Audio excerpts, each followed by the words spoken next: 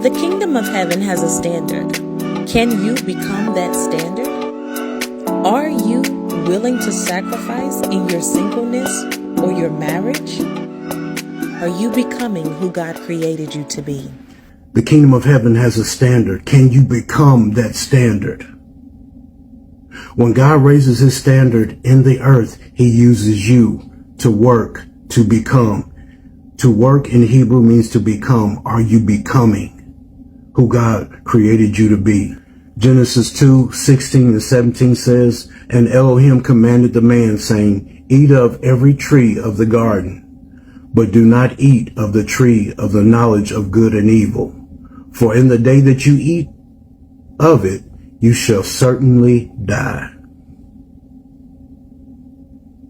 Adam knew who he was, how he was to function, where he was, what he was supposed to do, how to improve his environment, and how to protect his environment.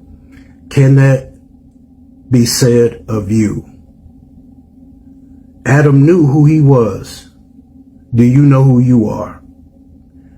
How he was to function. Do you know how God created you to function?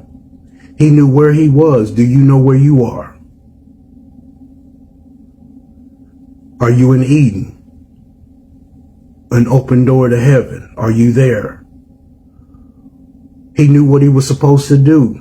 He was there to protect the garden, cultivate it, name the animals. Marriage is never appropriate until you are so complete within yourself that you do not need marriage in order to be defined. Let me say that again. Marriage is never appropriate until you are so complete within yourself that you do not need marriage in order to define yourself.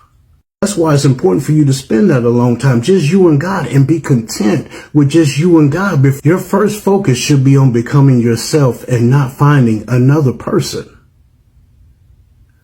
It's so important. Everybody thinks that I got to find somebody to love, or I got to find somebody to love me. No, first love yourself. First love God, but that's the same thing as loving yourself and understanding and trusting why he created you like he did and finding out what your purpose is.